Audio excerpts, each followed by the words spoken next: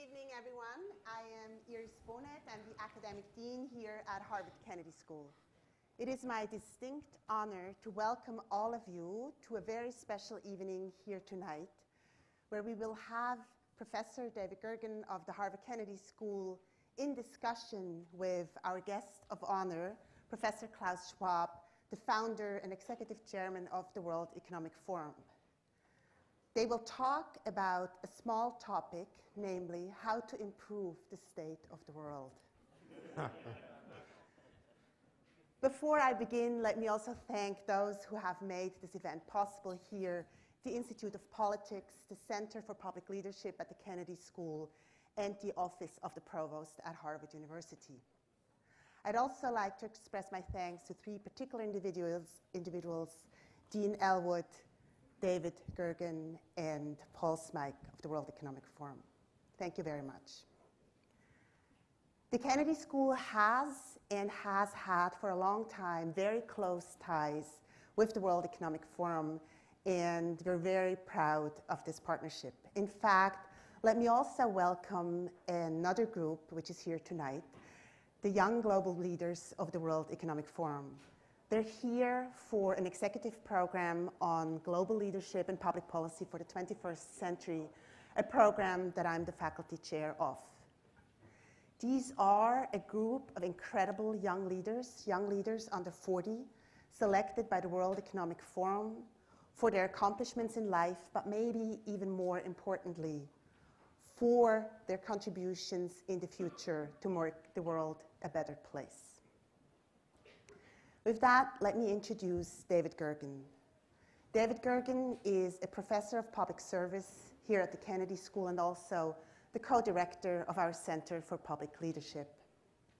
David is also a senior political analyst for CNN and has served as an advisor in 4 different White Houses to 4 different presidents of both parties, something almost unimaginable today, sadly enough.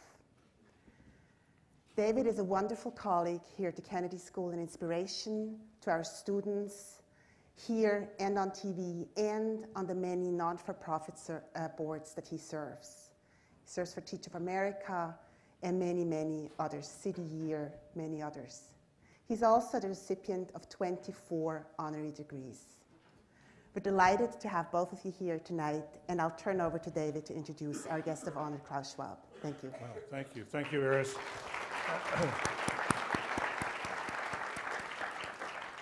And please know that Iris has been the faculty leader of the Young Global Leaders program here for the last several years and has made it a splendid success. We owe a great deal to you, Iris, for the work that you've done. Thank you very, very much.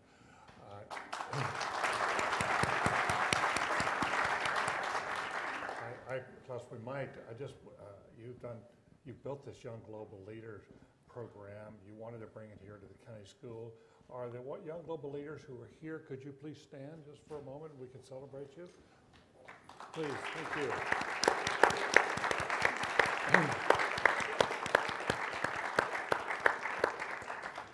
And Klaus, we can't say enough how grateful we are for the leadership that you have shown, for the inclusion of so many from Harvard. There are many Harvard faculty members here tonight who have been to Davos. They've loved it. They want to come back. But it has been a wonderful experience. And I think the relationship, the partnership you've developed with the universities across the world is one of the remarkable aspects of the World Economic Forum. I am, rather than talking about your biography, what I'd like to do is ask you, if I might, about your journey. Because I think so many are curious, who is this man who has built this extraordinary organization out of thin air, created something that now has enormous influence around the world? So let's start. You were born of German parents, but you grew up mostly in Switzerland. Just the other way around. You're born of Swiss parents in Germany. Exactly. And but before answering to your question, let me just add my own thanks to all those sitting here with whom we have cultivated over years such a strong cooperation. Iris, David, and so on. I could mention so many people here who have been mentors from the early times on, and who have really made a great contribution to the development of the World Economic Forum. So a very cordial thank you. But coming back to your question, my parents originally came from Switzerland, but I grew up in Germany and I was born just before the war.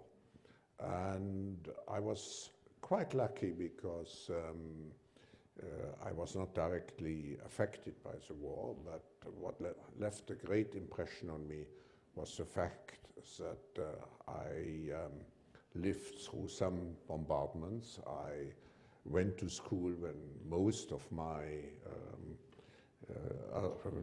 the other people in the school had lost parents and so on.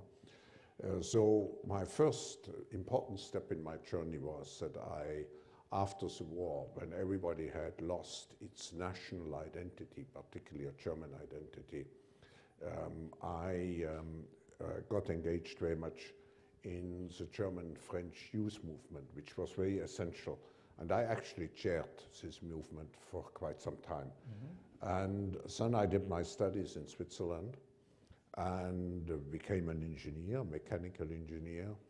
I added a PhD. I first had a PhD in mechanical engineering and afterwards one in economics. And then after that, what brought you to the Kennedy School? What brought you to Cambridge? I don't know if you want to hear it, but yes, we do. I think we're very curious. But I felt in order to be a successful person, I have to go to a business school. So I applied to Harvard Business School and got accepted. And then I felt, having already 2 PhDs, I don't have to go and to do 2 classes in 2 years. So I wrote to the school across the river, and they said, no way. And then I found out that there was a kind of Litauer Center at the time, which was a predecessor of the Kennedy School. And at that time you didn't have internet, there was a big book, and I read a sentence: if you are registered and accepted at the Litauer Center, you can cross-register wherever you want to in the Harvard system. So I said, great, I go for 1 year to the Litauer Center and cross-register for the second year at the business school. And that's what I did. But then when I was here at the Litauer Center at the square, Harvard Square, I became so interested. It was really for me a life-changing experience, because I felt I should devote my life not to business, despite the fact that I had all the necessary ingredients. I should devote my life to public service. Mm-hmm. And I started to write a book, or I wrote a book on modern management in the machine building industry as a mechanical engineer. And I described probably for the first time what is called the stakeholder theory, which means that business should not only serve shareholders, but all stakeholders, employees, the government, and so on. And then I felt, why not to create a platform where business leaders could meet their stakeholders? And that was the beginning of what we call Davos. Mm-hmm. And I wanted to do it only once for fun. In the meantime, I had been appointed professor in Geneva for business strategy. And I wanted to do it for fun once, but then it became such a success.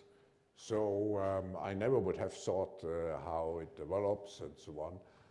And may I just add one thing? At the beginning, the stakeholder theory meant the business has to serve its stakeholders, all its stakeholders, not just shareholders. Today, the stakeholder theory for the forum means something else. It means, in addition, that business in itself is a stakeholder of our global future. And business together with governments, with, of course, civil society, and for us, very important, the young generation, have to work together to meet all the challenges which we have in the world. Because neither governments, nor business, nor civil society alone can address those issues. And I think that's the basis for the success of the forum, because we have become probably the most important, most influential multi-stakeholder organization in the world. Let me go back to the time you said when you came here, it transformed your life. Was there a course, a professor who really made that difference for you? Yes, there was one course, one seminar of Henry Kissinger, which really opened my eyes. I wasn't accepted to the seminar, but I sat in. I think he let me in because I was German. And it was relatively shortly after the war. There were not too many Germans here.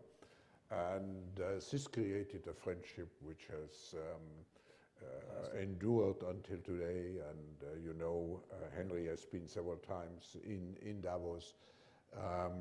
And I think it was mainly participating in his seminars that I developed my interest for geopolitical affairs. Mm-hmm. And you, over time, then, you got to know Joe Nye and know Graham became Exactly, a close friend as well. Exactly. I see. I mean, Joe Nye, who was a mentor, Hugh Graham, and I would say certainly about 10%. If I look at all the people who contributed intellectually in Davos, I would say the Kennedy School and Harvard was always the most important factor in it. Wow. Well, we're delighted to have you back now. So by 27, you had 5 degrees. You had 5 university degrees by the age of 27. That's right. And you know, in my modest way, I would say most with summa cum laude. In your modest way. All right. And then you became the youngest professor in Switzerland. And at 31, you started the organization that became the World Economic Forum, at the age of 31. Yes, and I started it. It's also interesting. I have to add here a story. Because it was a temptation to go back to business, in order to finance the first meeting, it was an entrepreneurial activity. I needed some money, and my parents felt I should rather, this conference, what does it mean, and so on. You have such a great education, you should go into business. And my father himself was a business leader. So I needed some money, and I met at that time, I was a keen golf player with a handicap of 4. So I was taking part in a tournament. Yeah. I haven't played golf anymore since 35 years. So I was taking part in a tournament, and I met a German industrialist. It's the biggest upholstery company in the world. And he had a son, and they didn't go along very well. So I felt he has some money. So I asked him whether he would give me a credit, and he said, I explained to him what I'm doing, and he said yes, but if you lose the money, which he assumed, you come back and you work in my top management for at least 3 years. And I remember how happy I was when the first meeting had ended. We had a surplus, which just allowed me to pay him back, And on the other hand, according to Swiss law, you needed 50,000 Swiss francs to create the foundation. So I just had 49,000 Swiss francs left. I added the 1,000 which were missing, and I created the foundation because I didn't want to run this as a commercial event. So the foundation, it's quite interesting. I took the risk, but the foundation created itself practically through the income of its first activity. Wow, interesting. And trying to explain how your effort took off, the whole organization took off, I did notice, and I wondered, is it any coincidence that the year you formed the organization is also the year you got married? Yes, because at the Did time... that have something to do with the success of the organization? No, at the time I was a professor. I didn't know a lot about how to organize a conference. So I made an ad in the leading Swiss paper saying I look for a woman or man, but with conference experience. And I got an application from a young woman who said, I speak 4 languages. I'm working with the European Farmers Organization, and I have organized conferences for farmers and so on. And I said, there's not a lot of difference between farmers and global leaders. So I hired her, and of course she became my wife. So that's the, that's the, you see the force of complementary interests and capabilities. So you got the organizational capacity through. Exactly, Wow. exactly. All right, so now we know. And so here's this organization that has grown to this mammoth force and has enormous influence, dedicated to improving the state of the world.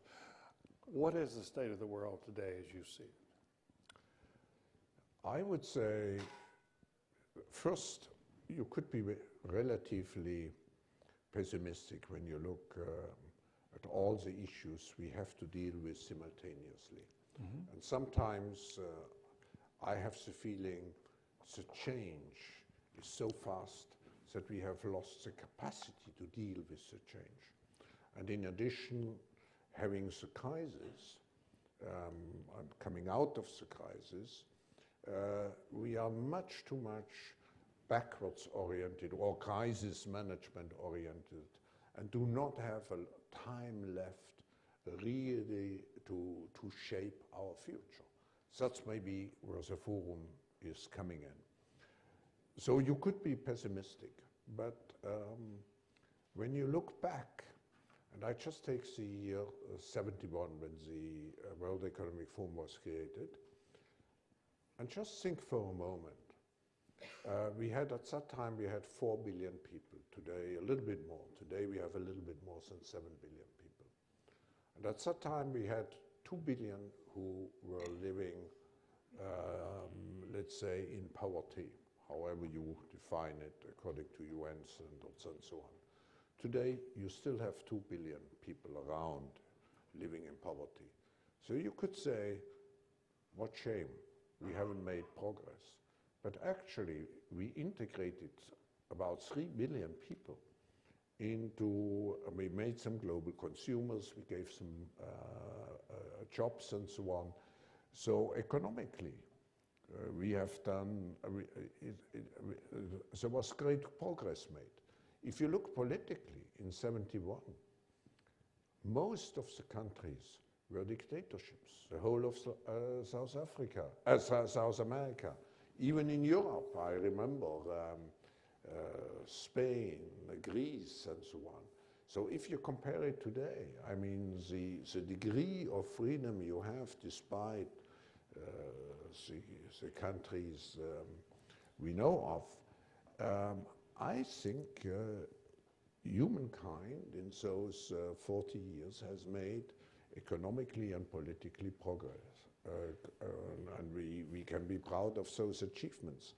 So if I take a view of the state of the world at the moment, I would be very concerned.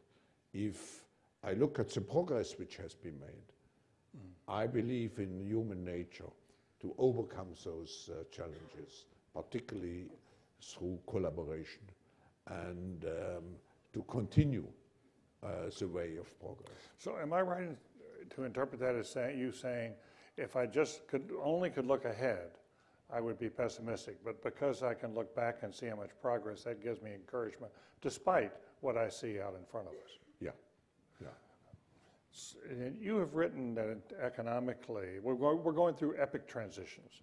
You've written both economically, politically, ecologically, and you've written that we're coming into an age of economically of lower expectations, slower growth, and rising inequality. The forum is doing research work whereby I have to stress whatever we do is always based on a networked approach. So we publish, for example, a risk report, which is the result of cooperation with hundreds of experts in the field. And here, the lack of social inclusion is one of the top 3 risks. Now, I also feel when you look at the present economic situation, I would analyze it in the following way. We are coming out of the recession slowly, but we have the tapering. We still have the debts in the government system, or in Europe to a large extent also in the banking system. We have what I would call the midlife crisis of emerging countries. Look at China, but we see the reduction of growth in India and many other areas, Brazil. So I would say that the next years will be such reduced expectations, diminished expectations, that contrary to the period before 2008, where we had about 5% global growth on an average, we probably will grow at around 3% growth over the next period, maybe extended period. Yeah, compounded, that's quite compounded. Now, when you look at the compounded effect, when the economy grows with 5%, you double GDP every 14 years, more or less. When you grow with 3%, you double GDP, global GDP, every 24 years. So this compounded, the effect is enormous. And of course it has consequences on job creation, on social inclusion. So I'm afraid that the question of getting jobs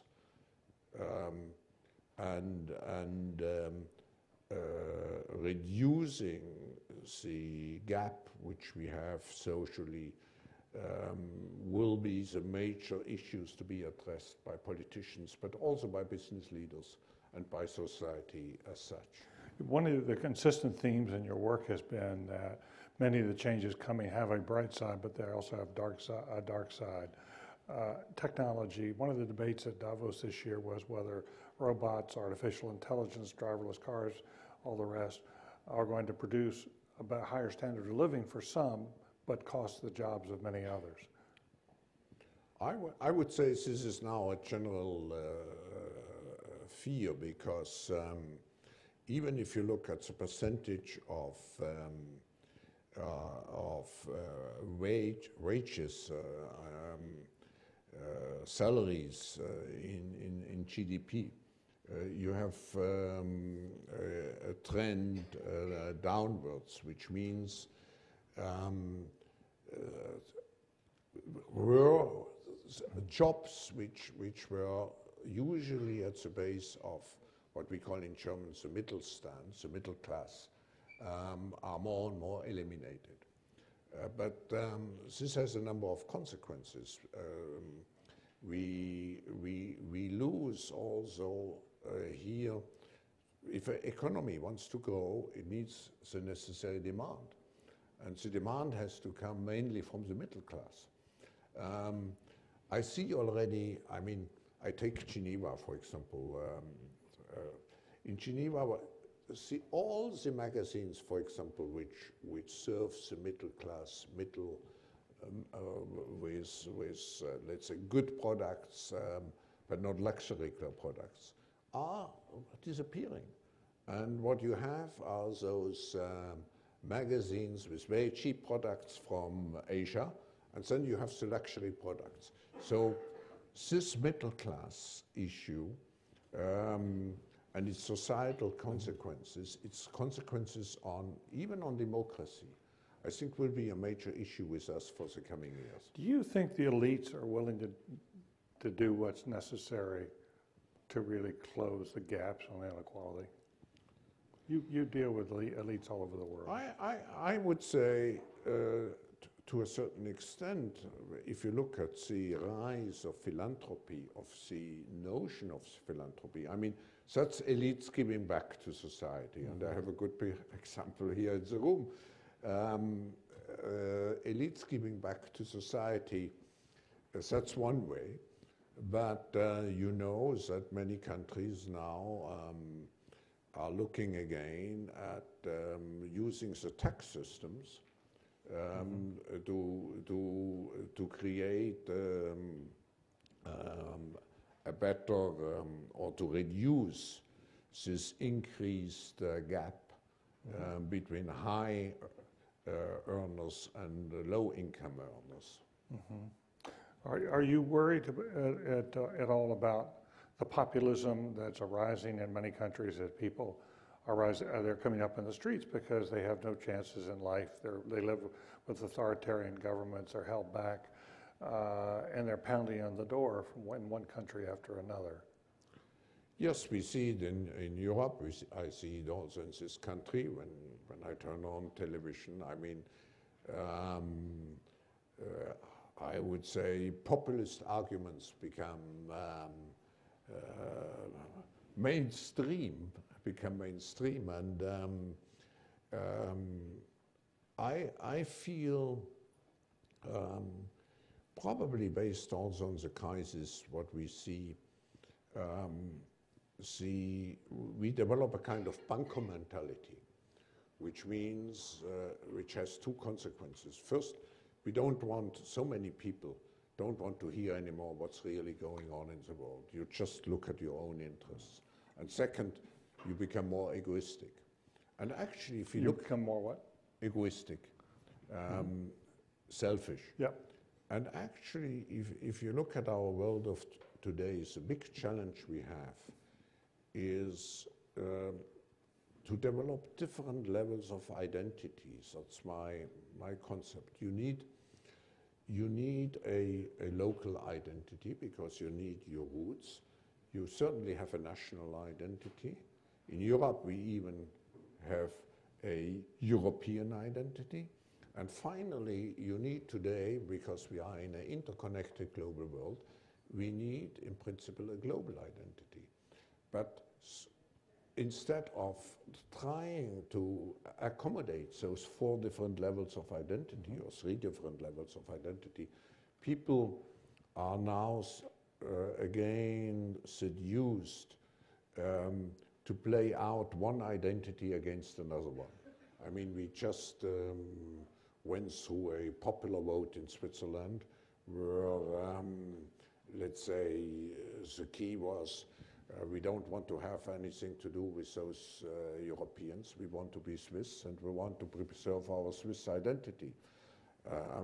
So if we do not learn, and I think this is particularly important for the young generation here, if we do not learn to accept that we have different identities which we need to respond to different levels of challenges, we will not necessarily have a peaceful world, because we will not be capable to address, without a global identity, we will not be capable to address those global issues and challenges.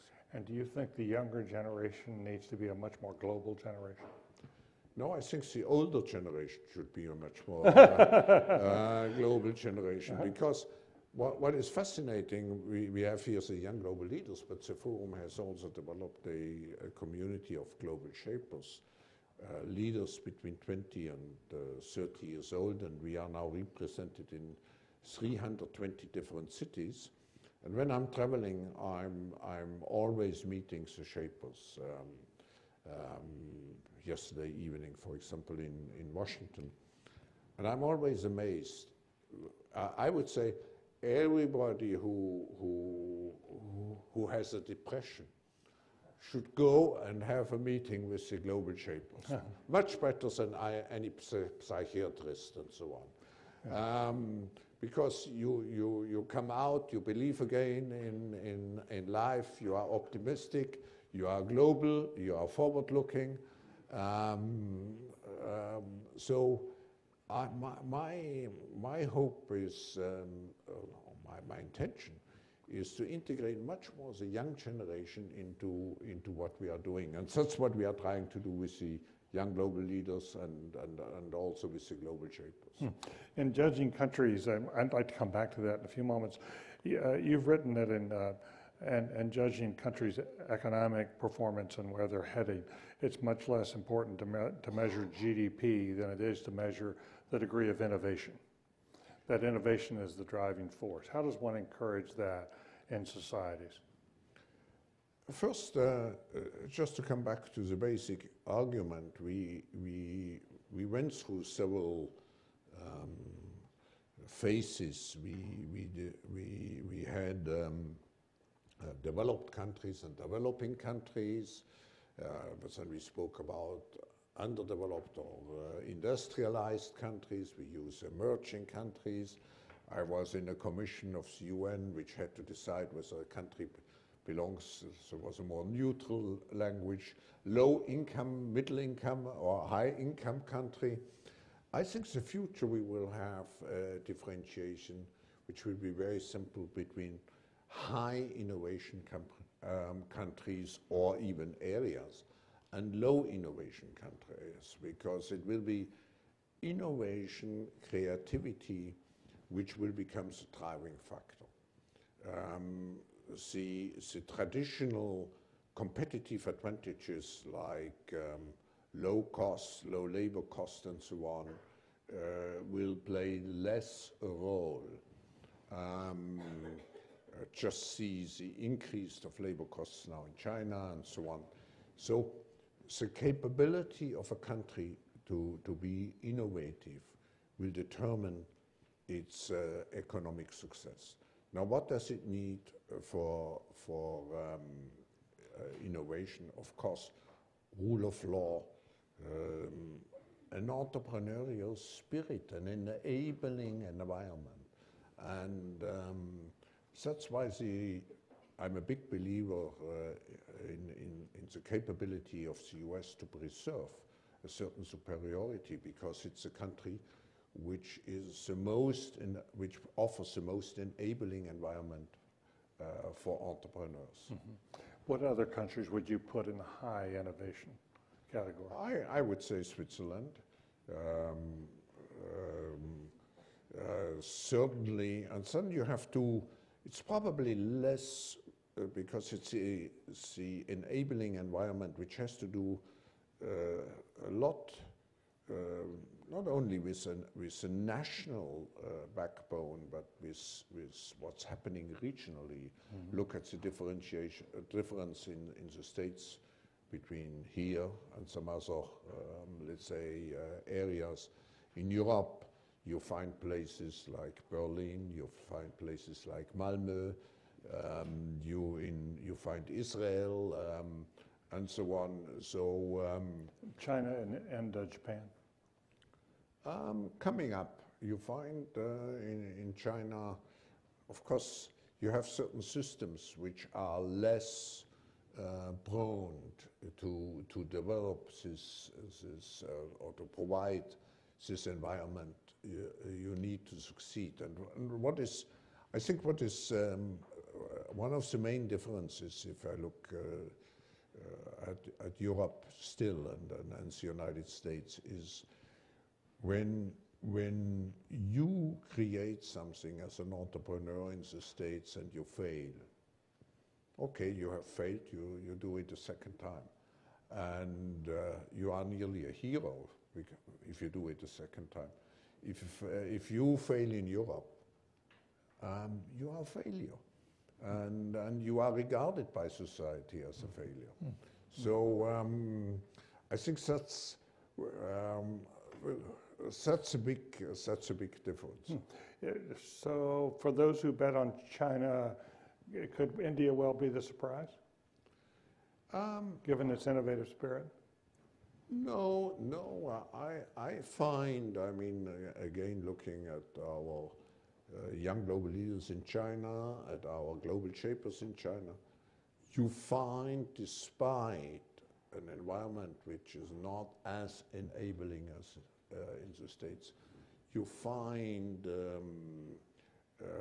people who have the will to succeed, who are entrepreneurial, because they want to show the society that they can succeed, and they want to succeed. That's interesting. We're going to be coming to questions on the floor in just a few minutes shortly, but we have a few other things I want to, if we could, get on the table. Robert Kagan, who heads up the Global Council here for the United States, recently wrote a long piece in the Politico magazine talking about a survey of a variety of Davos participants, and concluding that we now have a double ambivalence in world affairs, geopolitical affairs, and that is the world is ambivalent about American power, and America has become ambivalent about using its power. Where do you think, from your perspective, watching the American experience here recently, we've had, we've got a trade round that looks like it's going down. The president can't get his trade authority. He stayed out of a variety of things. Without getting into the politics of President Obama, I'm just curious whether you think the United States is essentially withdrawing from the world stage more than it should.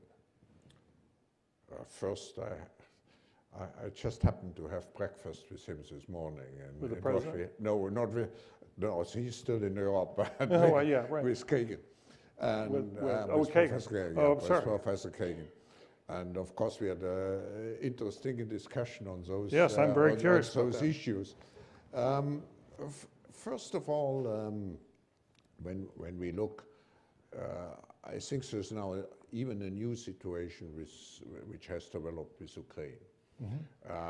When you look how the world has developed, you had the post-war period, which was mainly based on two powers, with one power, of course, stronger, but there was some kind of equilibrium. And then you had the past Cold War period, which became more and more multilateral. The G20 was an expression of it. But the US was still capable to shape, to a certain extent, the world order. Now, with what we have seen now in the Crimea, I think the US has lost in this multilateral world really the capability to shape matters. I mean, it doesn't have the capacity or doesn't have the will? I think it's the capacity would be here, but it would be a high price to use this capacity because, I mean,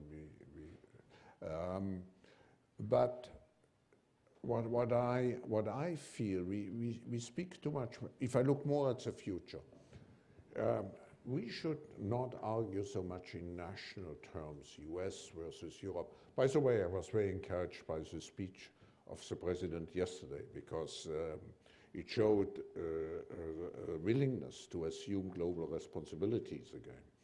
But at the end, it's not a question of US versus Europe or whatever it is. I think we all here in the room want to live in a world which is characterized by certain values.